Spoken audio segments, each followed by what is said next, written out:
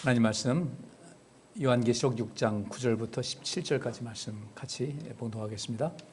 다섯째 인을 떼실 때에 내가 보니 하나님의 말씀과 저희의 가진 증거를 인하여 죽임을 당한 영혼들이 제단 아래 있어 큰 소리로 불러 가로되 거룩하고 참되신 대주제여 땅에 거하는 자들을 심판하여 우리 피를 신원하여 주지 아니하시기를 어느 때까지 하시나이까 하니 각각 저희에게 흰 두루마리기를 주시며 가라사대 아직 잠시 동안 쉬되 저희 동무종들과 형제들도 자기처럼 죽임을 받아 그 수가 차기까지 하라 하시더라.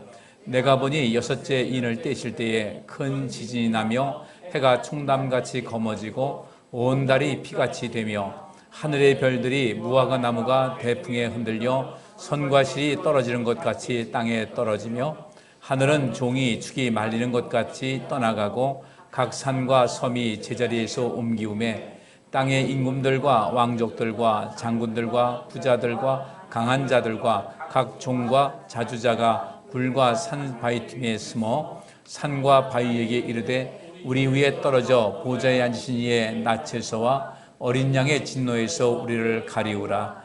그들의 진노의 큰 날이 이르렀으니 누가 능히 서리요 하더라. 아멘. 앞에 이제 넷째 인까지 띈 거 나오죠. 첫째 인을 떴을 때 흰말을 타신 예수님께서 모든 것을 이겨나가는 그런 과정이 나와 있고, 또 둘째, 셋째, 넷째에서 여러 가지 재앙이 나오는데, 그러니까 앞에 첫째는 예수 그리스도께서 모든 것에 권세를 가지시고 이 세상을 이기는 삶으로 우리를 인도하시는 것을 말씀하고 있고, 그 다음에 둘째부터 넷째 인까지는 하나님께서 이미 레위기에서도 우리가 봤고요, 에스겔에서도 봤듯이 그런 것을 미리 경고하고 있음에도 불구하고 그들이 하나님의 뜻 안에 있지 아니하고 계속해서 육신의 생활에 몰입해서 그 생활에 취해서 있는 그런 사람들, 그게 이제 소아시아 7개를 보면 그런 내용이 나오거든요. 똑같이 나오는데 그들이 결국은 마지막까지 돌이키지 않고 여전히 그러한 삶을 살아왔던 사람들에게 어떠한 재앙이 임할 것인가. 근데 그 재앙이 굉장히 극심하다는 것을 말씀을 하고 있어요. 그런데 거기 마치고 이제 다섯째 인과 이제 여섯째 인 나오는데, 이 다섯째 인을 떼실 때에 이제 사도 요한이 보니까 하나님의 말씀과 저희의 가진 증거를 인하여 죽임을 당한 영혼들이 그 제단 아래에 있는 것을 봤어요. 여기서 제단은 뭘 말하겠습니까? 여기 레위기 4장 18절부터 20절까지 보면 또 그 피로 회막안 여호와 앞에는 단뿔에 바르고 그 피 전부는 회막문 앞 번제단 밑에 쏟을 것이며 그 기름은 다 취하여 단 위에 불사르되 그 송아지를 속죄죄의 수송아지에게 한 것 같이 할지며 제사장이 그것으로 회중을 위하여 속죄한즉 그들이 사함을 얻으리라, 이렇게 말씀하고 있습니다. 그러니까 여기서 하나님 말씀을 지키고 또 우리 예수 그리스도의 그 증인으로서의 삶을 사는 일에 힘을 다하다가 죽임을 당한 순교한 그런 영혼들이 제단 아래에 있더라는 겁니다. 그러니까 이 제단 아래에 있다고 했는데, 여기 보니까 그 피로 짐승을 잡을 때, 이 속죄제를 드릴 때 그 짐승을 잡아서 받은 그 피를 회막안 여호와 앞에는 단뿔에 먼저 바르고, 그러니까 단이 있는데 네 뿔이 있지 않습니까? 사각형 됐으니까 각각의 모서리에 네 뿔이 있는데 그 뿔에 바르고 그 피 전부는 회당문 앞 번제단 밑에 쏟을 것이라고 그랬어요. 그리고 또 이것이 이제 예수님께서 오셔서 모든 십자가에 못 박히시고 그 다음에 거기서 모든 피를 다 쏟으신 것 같이 그 피 천부는 회막문 앞 번제단 밑에 쏟으라고 했는데, 여기 보니까 하나님 말씀과 저희의 가진 증거로 인해서 죽임을 당한 영혼들이 제단 안에 있었다. 그들이 쏟은 피가 있다는 거예요. 근데 이 번제단은 결국 속죄함을 받으시는 그런 부분이거든요. 그러면 이 사람들이 죽임을 당한 영혼들, 이들이 순교하기까지 그 복음을 지키고 그 복음을 많은 사람에게 전파하기 위해서 행한 가운데 이들이 살린 영혼이 얼마나 많겠냐는 거예요.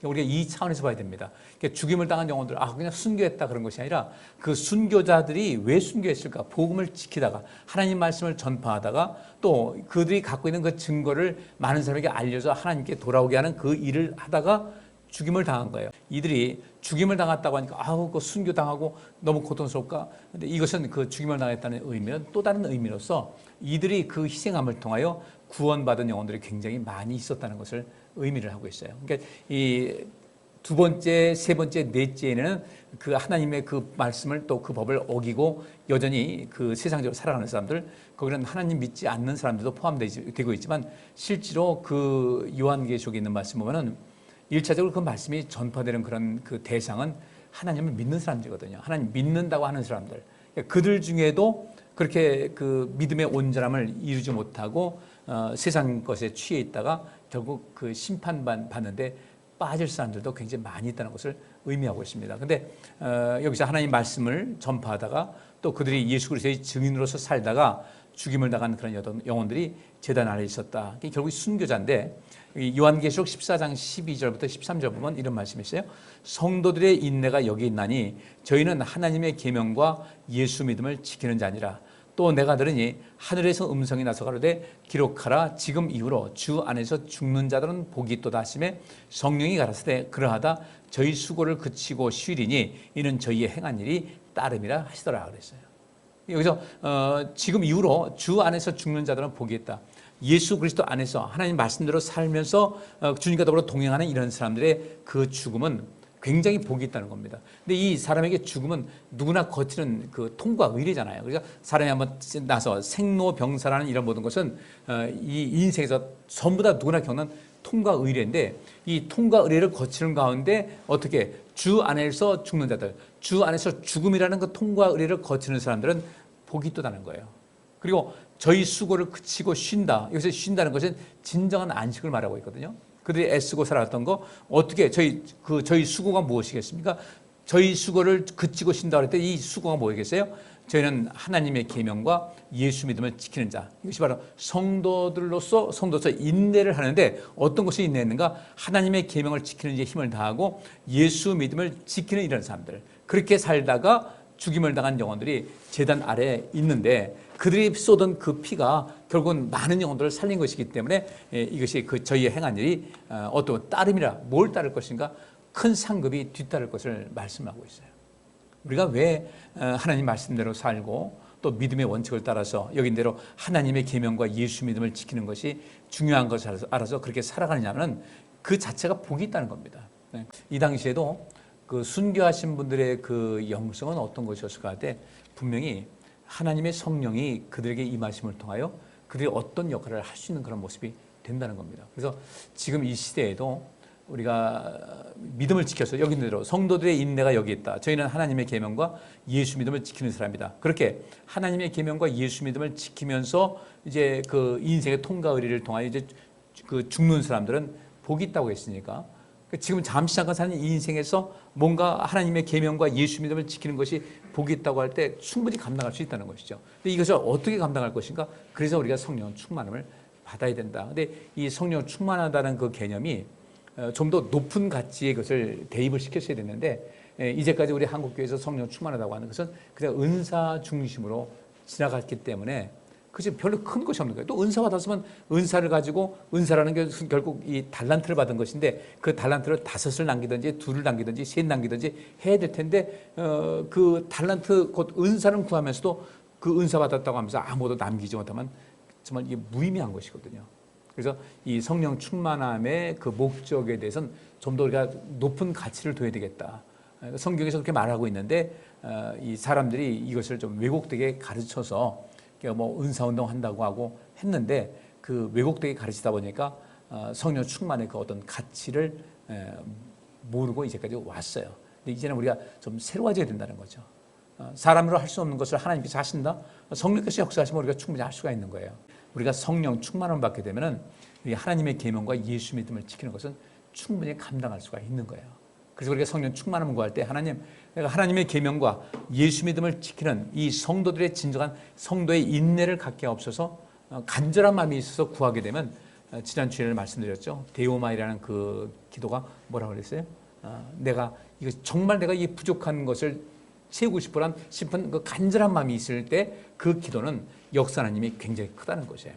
이제 이런 그것을 우리가 알고 그 5째 인을 뗄 때에 그 죽임을 당한 영혼들이 제단 아래에 있었다. 근데 그들이 이제 하는 말을 보세요. 그 다음에 한번 보고 앞에 넘어가겠습니다. 11절. 큰 소리로 불러 가로되 거룩하고 참되신 대주제여 땅에 거하는 자들을 심판하여 우리 피를 실현하여 주지 아니하시기를 어느 때까지 하시려나이까 이렇게 외쳤습니다. 그러면 보세요. 그 제단 아래에 있는 그 영혼들이 거기서 큰 소리로 외치는 겁니다. 거룩하고 참되신 대주제여. 대주제는 하나님이세요. 거룩하고 참되신 대주제여 땅에 거하는 자들을 심판하여 우리 피를 실현하여 주지 아니하시기를 어느 때까지 하겠습니까? 이게 바꿔 말하면요, 우리가 이렇게 그 순교를 했다 이거예요. 굉장한, 예수님께서 그 순교 당하시지 않았어요? 근데 과연 우리 예수님께서 만약에 여기서 예수님이라고 한다면 여기서 큰 소리로 부르는 이 사람들이, 하나님을 부르는 사람들이 만약에 예수님이라면 예수님께서 과연 이렇게 하겠냐는 거예요. 땅에 거하는 자들을 심판하여 우리 피를, 예수님이라면 땅에 거하는 자들을 심판하여 나의 피를 실현하여, 내가 억울하게 죽임을 당했고 내가 죄도 없이 죽임 당했는데 이 모든 것을 복수를 언제 하시겠습니까? 예수님께서 그렇게 하실 리가 없죠. 그죠? 여기도 이 말을 우리가 그렇게 받아들이셔야 돼요. 여기서 그 제단 제단 밑에 그렇게 있는 그 영혼들이라면 정말 이 복음을 위해서 영혼들을 살리기 위해서 자기 목숨을 기꺼이 아끼지 않았던 그런 사람들인데, 그들이 과연 내가 이렇게 순교를 당했습니다. 저들이 내가 하나님 믿는다고 나를 죽였고 뭐 이러면서 불평하면서 저도 빨리 심판해 주세요. 과연 천국에서 그랬을까?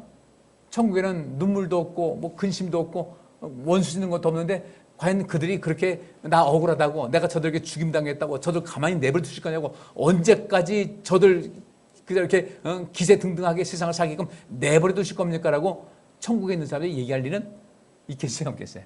우리 상식적으로 생각해보면 그러지는 않을 것이라는 거예요. 그래서 이 내용을 어떻게 우리가 해석을 해야 될까?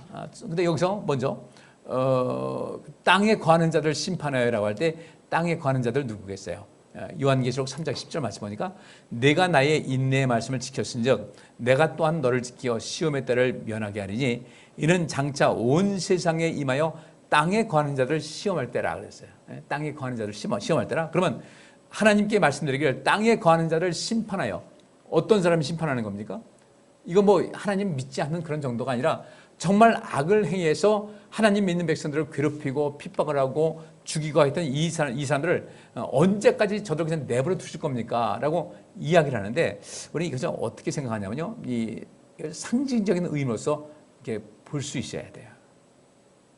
이것을 하나님, 이걸 좀 역으로 생각하자는 거예요. 우리 피를 실현하여 주옵소서. 우리가 흘린 이 피를 우리 복수를 해 주옵소서. 그런 것이 아니라 하나님, 언제까지 어느 때에 하나님께서 이 세상을 온전케 하실 겁니까? 언제가 하나님께서 이 세상을 새롭게 하실 때가 언제입니까? 라는 그런 것을 좀 완곡하게 표현했다고 볼 수가 있습니다. 왜냐하면요, 여기서 우리 피라고 할 때 이 피라는 것에 대해서 상징을 말하고 있습니다.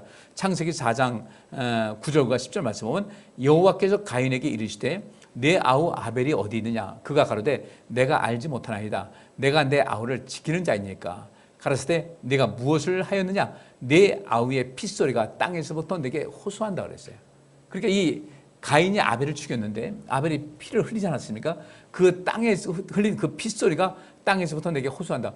그 아우의 핏소리가 어떻게 외치겠습니까? 이건 하나의 상징물이라고 볼 수가 있는 거예요. 그러니까 여기서 우리 피를 실현하여 주지 아니하시기를 어느 때까지 하시려나이까 하는 것은 우리가 주의 영광으로 해서 많은 사람들을 위해서 이 그 피를 흘리고 헌신을 하고 순교를 했는데, 하나님 이 모든 것이 더 이상 많은 사람들이 더 많은 피를 흘리지 않도록 하나님의 도우심을 베풀어 주기를 원한다는 것이죠. 그래서 이런 것을 빨리 저 악인들이 많은 사람들의 피를 쏟게 하면서 죽이면서, 그러면서 점점 그 죽어가는 사람들이 많이 있는데, 하나님 가능하면 이 모든 사람, 죽어가는 사람들이 어떻게 했으면 좋겠다? 좀 최소화됐으면 좋겠다라는 간절한 마음이 여기서 담겨 있는 거죠. 그러니까 우리 피를 실현하여 주지 아니하시기를 어느 때까지 하십니까? 그러면 이 순교당한 사람들의 그 억울함이라면 그런 건 아니겠죠. 바울이 순교하면서 막 억울했다고 한 것도 아니었고, 예수님께서 십자가에 못 박히시면서 못 박히셔가지고 죽으시는 과정 속에서 그 조롱하는 사람들, 이들을 향해서 뭐라고 하셨습니까? 저들의 죄를 용서해달라고 그랬는데, 예수님께서 죽으시면 난 억울해 죽겠어, 난 죄인이 아니야 소리 지르면서 나 억울해 그런 적이 없거든요. 이 여기서도 이 순교한 사람들은 그렇게 억울함을 호소한 일이 없다는 거죠. 오히려 그것을 더욱더 영광으로 하고 예수님께서 나의 영혼을 받으소서 하듯이 그런 마음을 있었을 것인데 그렇게 우리 필요를 실현해 달라고 내 복수를 내 그 원한을 하나님께서 대신 빨리 갚아주시고 복수해 달라고 하는 그런 일은 없었을 거라는 겁니다. 우리가 이것을 좀 보셔야 돼요. 이것을 그런 면에서 바꿔서 이야기하게 되면은 하나님께서 속히 이 세상을 더욱더 온전케 해서 구원받는 사람을 더 빨리 오게 하고 하나님의 때가 속히 임하게 해달라는 그런 간절한 마음이 여기에 담겨 있는 겁니다. 그러니까 이분들은 그런 것이 있겠죠. 자기들은 주의 복음을 위해서 목숨을 바쳐서 일했고 또 죽임을 당했어요. 그런 가운데 있지만 또 계속해서 이후에 그 순교하는 사람들이 뒤따라 있지 않겠습니까? 그때 그것에 대한 안타까움을 이들은 그 하나님께 호소하는 내용이 됐을 것이다라는 이런 것을 우리가 볼 수가 있어요. 그래서 여기도 이제 야고보서 5장 4절도 보면 보라 너희 밭에 추수한 품꾼에게 주지 아니한 삭시 소리 지르며 추수한 자의 우는 소리가 만군의 주의 귀에 들렸느니라 할 때 품꾼에게 줘야 될 그 돈이 이 돈은 저 사람한테 가야 되는데 왜 안 가는 겁니까? 그래서 그 삭시 소리 지른다. 돈이 소리 지르는 것은 아니잖아요. 여기도 우리 필요를 신원해 달라는 것은 이런 상징적인 면에서 봐야 된다. 그리고 더 이상 자기들은 순교했지만 더 이상 많은 사람들이 순교의 피를 흘리면서 이렇게 고통당하지 않도록 하나님의 들을 언제 이루실 것입니까? 라는 그런 간절한 그 마음이 안타까운 마음이 이 속에 담겨 있는 것이 원수를 갚아달라는 그런 것은 아니다. 근데 하나님께서는 반드시 또 그들은 원수를 갚아달라고 한 얘기는 아니지만 하나님께서는 어떻게 하시는 거예요? 그들의 피를 흘리게 한 자들을 신원하신다. 이럴 때 여기 11절 말씀하니까 각각 저희에게 흰 두루마기를 주시며 누구에게 주신 거예요?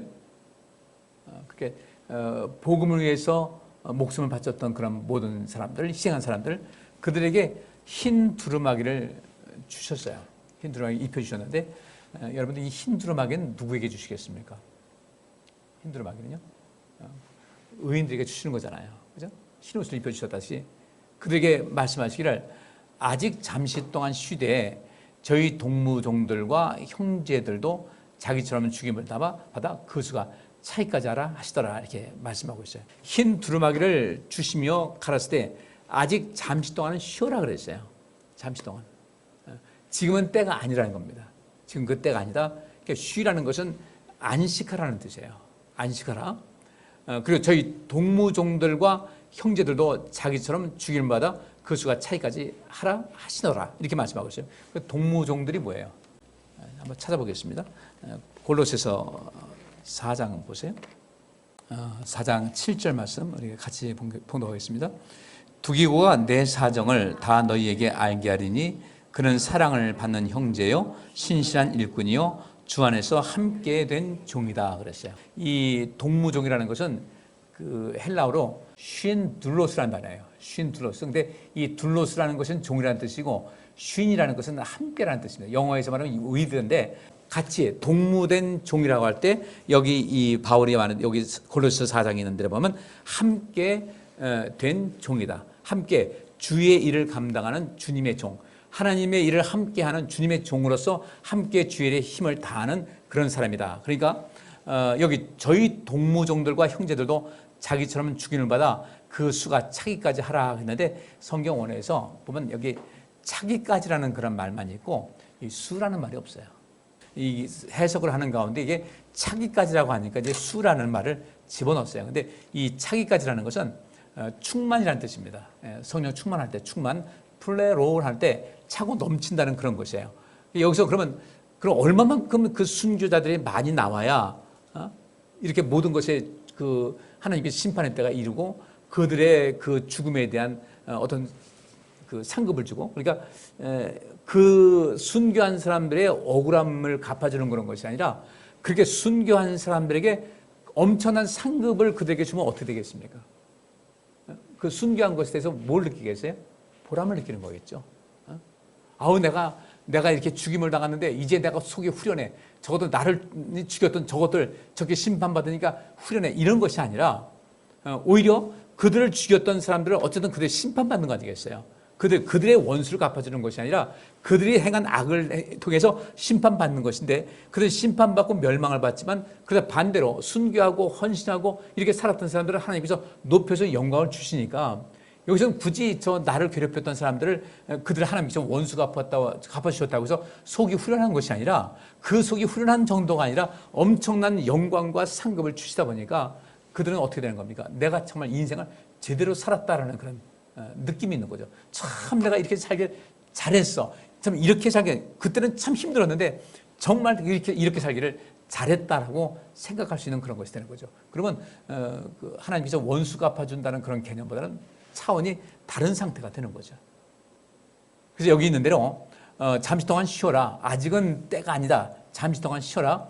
근데 너희가 같이 이 복음에서 함께 종되었던, 함께 주의 일로서 충성을 다했던 그 종된 사람들과 또 그리스도의 많은 형제들도 이렇게 죽임을 받았는데, 저들을 왜 그러면 아직까지 좀 더 빨리 이 세상을 심판하지 그러지 왜 그러십니까 하는데, 왜 하나님께서는 그 기간을 더 뒤로 미뤘겠어요? 계속해서 죽임당하는 사람들이 있고 하는데 왜 그것을 더 뒤로 미루어가지고 이제까지 마지막 종말이 몇천 년 지나도록 아직까지 미완성됐겠습니까? 한번 생각해 보세요. 왜 그랬겠을까? 순교하는 사람들이 점점 늘어나고, 그러면 주님께서 빨리, 그 당시에 예수님의 그 죽으심과 부활을 확실하게 믿는 사람들은 또 내가 곧 올 것이라고 했으니까 빨리 오셔서 이 상황을 종결시켰으면 좋겠는데, 왜 주님께서 그때 바로 그것을 마무리하지 않으시고 더 기간을 두었을까? 그래서 더 많은 사람들이 많이 죽었어요. 더 많은 사람이 죽었어요. 그러면 더 많은 사람이 죽은 것만 우리가 생각하는데, 그들이 죽은 만큼 또 그들을 통해서 살아난 영혼들이 굉장히 많았다는 거죠. 그러니까 하나님의 입장에 보서는 그때 그 고통받는 사람들 입장에서는 빨리 모든 것을 그때 심판했으면 좋겠지만, 그 당시뿐 아니라 앞으로 온 세계, 그 당시 온 세계에 퍼지지 않았습니까? 그들을 구원하시기 위해서는 하나님께서는 때가 필요하셨던 거예요. 그 대신 하나님께서는 이 주의 복음을 애쓰고 인내하면서 말씀을 지키고 때로는 순교하기도 하고 많은 고난을 당했던 사람들에게는 그들에게 있어서 비할 바 없는 엄청난 상급으로 그들을 허락해 주시는 것이기 때문에 우리 천국이 그런 모습이 되지 않을까. 아유, 이럴 줄 알았으면 진작 올 건데, 그렇다고 빨리 가라고 하실 필요는 없어요. 왜냐하면 이 땅에서 우리가 또 할 일이 있으니까, 이 땅에서 하나님께서 우리에게 이 세상을 살 수 있도록 어떤 연한을 정하셨는데, 그때까지는 인생을 힘있게 사셔야 돼요. 힘있게 살면서 누군가의 삶에 영향을 주는 거, 여기 순교한 사람들도 바로 그거 아닙니까? 자기의 목숨을 내놔서, 예수님께서도 그렇게 하셨고, 순교함을 통하여, 그 고통당함을 통하여 문 영혼들을 살렸다고 할 때 그건 굉장히 큰 의미가 있어요. 굉장히 큰 의미가 있어서 너무너무 소중하고 중요한 그런 것이거든요. 그런 삶을 우리가 이 땅에 살면서도 그렇게 살아가자는 겁니다. 지금 막 날씨 더워서 난리잖아요. 근데 며칠 지나니까 또 어때요? 견딜만 해요. 우리 사람은 그렇게 적응하게 돼 있어요. 처음에 뭐 35도, 36도 올라갔더니 펄펄 끓더니 며칠 지나니까 또 견딜만 해요. 겨울 안 그랬어요? 겨울 영하 15도 떨어지면 이제 춥다고 첫날, 둘째 날 난리는데 한 3, 4일 지나게 되면요, 그 추운 거 다 몸이 적응해가면서 세상 살게 돼 있는 거예요. 그러니까 우리 이 신앙생활도 그렇게 하나님께서 원하시는 삶의 모습으로 적응하면서 살자는 겁니다. 여기 천국에서 그런 모습입니다. 다섯째 인을 떼실 때 그걸 봤는데, 다섯째 인을 떼실 때 그렇게 그 모습이 어떤 것이었는가? 여기서 그 순교한 사람들, 피를 흘리고 고통당했던 사람들이 우리 피를 실현해 주옵소서, 언제까지 이것을 실현하는 것을 뒤로 미루실 겁니까? 이렇게 얘기하지만 실상 본래의 뜻은 그런 것이 아니라는 거예요. 왜 하나님께서는 이렇게 많은 순교자가 나오고, 그때 이 요한계시록이 기록될 당시에 엄청난 순교자가 있었는데 왜 그때 하나님께서 모든 것을 딱 마감을 해가지고 심판하고 살리고를 왜 안 했을까? 이 당시만 해도 복음이 전파되지 않은 적이 너무 많았기 때문에 어쨌든 그들을 구원하시기 위한 하나님의 섭리가 있었고, 그래서 주님께서는 그들에게 조금 더 기다리라고 이렇게 말씀하셨다고 저는 그렇게 이해를 합니다. 그리고 언제 우리의 그 복수를 갚아주실 겁니까? 라는 그런 것은 성경 전체적인 내용과는 맞지 않아요. 앞뒤가 맞지 않기 때문에 이 말씀은 우리가 좀 다른 개념으로 봐서, 한 상징적인 것을 봐서 역설적인 방법으로 해석을 하면 좋겠다, 이런 것이죠.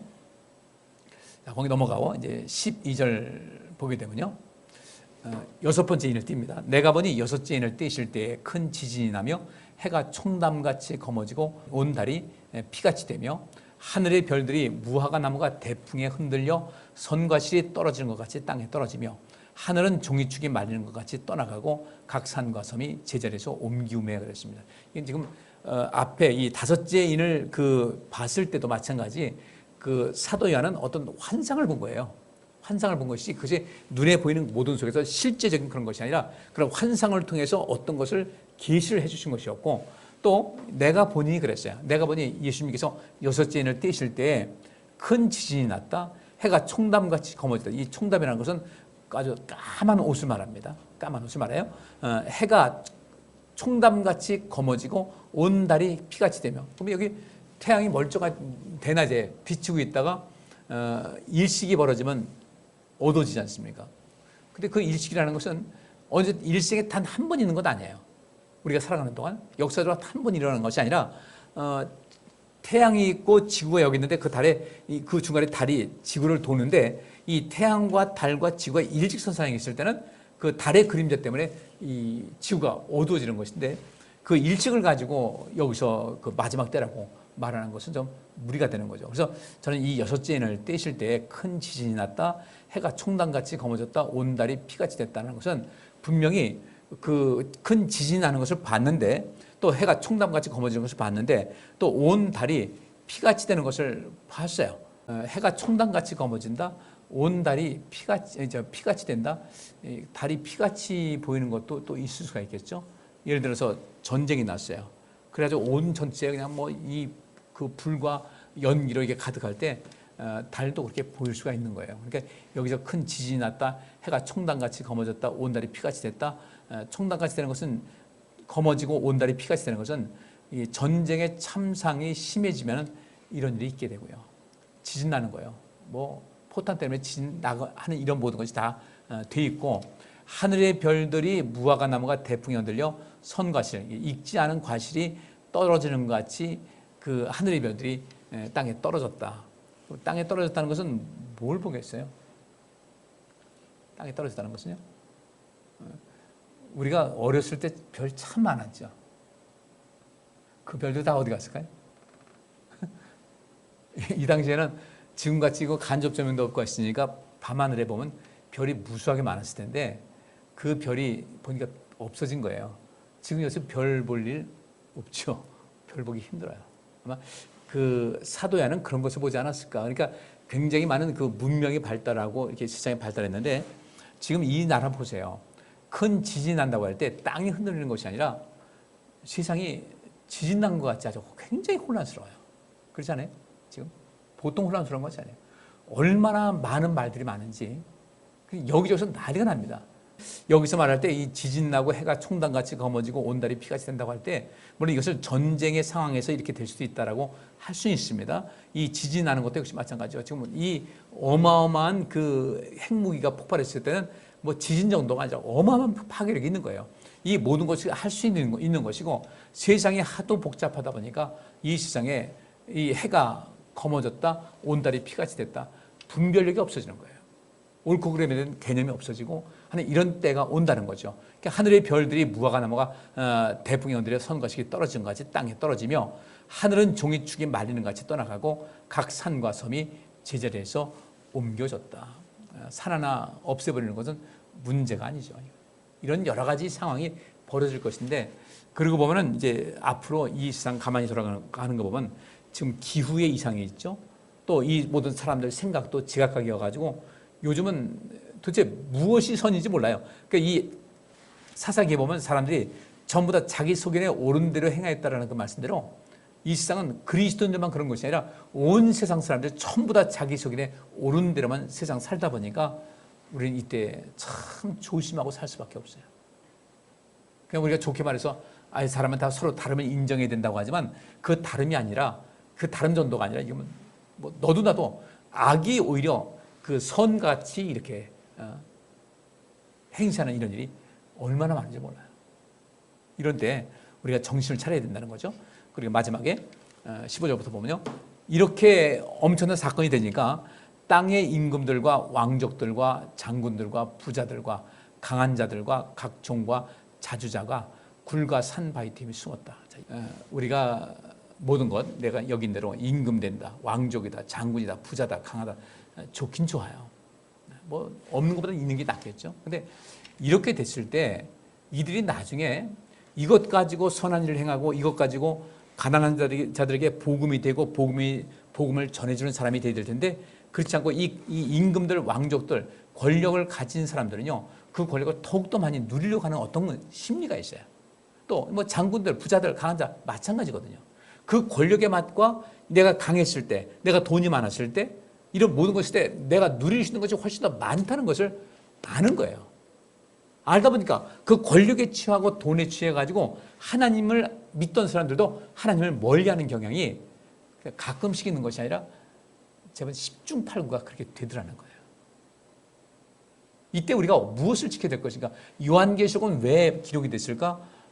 고난이 있어도 어떤 경우에도 하나님 말씀을 지키고 예수 그리스도에 향한 믿음을 지키는 사람들은 복이 있다. 그 죽음까지도 복이 있다고 이렇게 말씀하고 있는데, 여기 있는 말씀을 보니까 이런 천재 자연재해가 있는 이런 모든 상황을 봤을 때 땅의 임금들과 왕족들과 장군들과 부자들과 강한 자들과 각종과 자주자가 굴과 산 바위 틈에 숨어서 우리 위에 떨어져서 우리를 가려줘가지고 보좌에 앉으신 그 하나님의 나체서와 어린 양의 진노에서 우리를 좀 가려달라고, 뭐 그렇게 한다고 해서 가려지겠습니까? 근데 이렇게 말씀합니다. 그날의 진노의 큰 날이 이르렀으니 누가 능히 서리요 하더라. 5번째 인에서는 그 주를 위해서 헌신하고 충성을 다했던 그런 사람들이 결코 그들의 수고가 헛되지 않다는 것을 말씀하고 있고, 이제 6째 인을 띄었을 때는 앞에서 그 둘째, 셋째, 넷째는 전체적인 모든 것을 이야기하고 있지만 6째 인을 보면은 그 재앙이 어떤 사람인가? 땅의 임금들, 왕족들, 장군들, 부자들, 강한 자들에게 이르게 되는데, 그 진노의 큰 날에 하나님의 진노를 피할 자는 없더라는 겁니다. 우리가 어떤 것을 가졌을 때 가진 것 감사할 일이죠. 감사하고 그 가진 것을 가지고 가난한 자들에게 복음이 되는 삶을 힘껏 살게 되면은 우리는, 그들은 누가 하나님 앞에 능히 설 수 없지만은 우리는 하나님 앞에 온전하게 서서 복된 삶을 누릴 수 있다는 것을 꼭 기억하시고 그렇게 일정을 살아갈 수 있기를 주의 이름으로 축복합니다. 기도합니다. 하나님 감사합니다. 오늘도 이 시간 주의 말씀을 통해 은혜를 받습니다. 그 인이 첫째 인부터 6째 인까지 내용을 살펴봤습니다. 그 첫째 인부터 6째 인 뗄 때에 나타나는 모든 현상을 볼 때 우리가 어떤 경우에도 하나님의 그 계명을 지키는 것과 예수 그리스도를 믿는 그 믿음에서 벗어나지 않고 그 말씀대로 살고 하나님의 그 자녀로서 예수 그리스도의 그 분신으로서 인생을 살아가게 되면 우리는 수많은 재앙과 재난의 그 상황 속에서 철저하게 보호를 받고, 또 우리는 하나님 나라에서 영원한 생명뿐 아니라 영광과 존귀와 능력으로 가득하여 우리는 왕같은 제사장으로서 왕노릇하며 제사장 노릇하는 이런 삶을 살 수 있을 것이라고 주께서 말씀해 주셨습니다. 우리가 믿음 굳건히 지켜서 하나님께 사랑받고 그 믿음 지키는 것이 지금 여기서부터 끊임없이 성장하는 믿음을 갖게 하여 주시고, 그래서 정말 행복한 삶, 하나님께로부터 늘 보장받고 보호받고 복받는 삶을 살게 하여 주옵소서. 이 무더위 속에서 우리 성도님들 건강을 지켜보아요 주옵시고, 이 무더위가 속히 지나가게 하여 주셔서 이렇게 무더울 때 모든 생활이 어려운 사람들이 더 많이 고통을 당하게 되는데, 하나님 속히 이 더위가 또 해소될 수 있도록 주의 도우심의 손길 베풀어 주옵시고, 우리는 우리 주변에 또 어려움 당하는 사람들 있으면 늘 살피고 돕고 베푸는 삶을 살게 하여 주옵소서. 예수 그리스도의 이름으로 기도하옵나이다. 아멘. 우리 구주 예수 그리스도의 은혜와 우리 아버지 하나님의 지극하신 사랑하심과 성령님의 인도하시고 또 충만케 하심이 오늘 이 저녁 주 앞에 나와 예배하고 돌아가는 귀한 성도들 머리 위에와 그 가정과 생업과 새생명 교회 위에, 그리고 이 나라 이민족 위에 이제로부터 영원토록 함께 있을지어다. 아멘.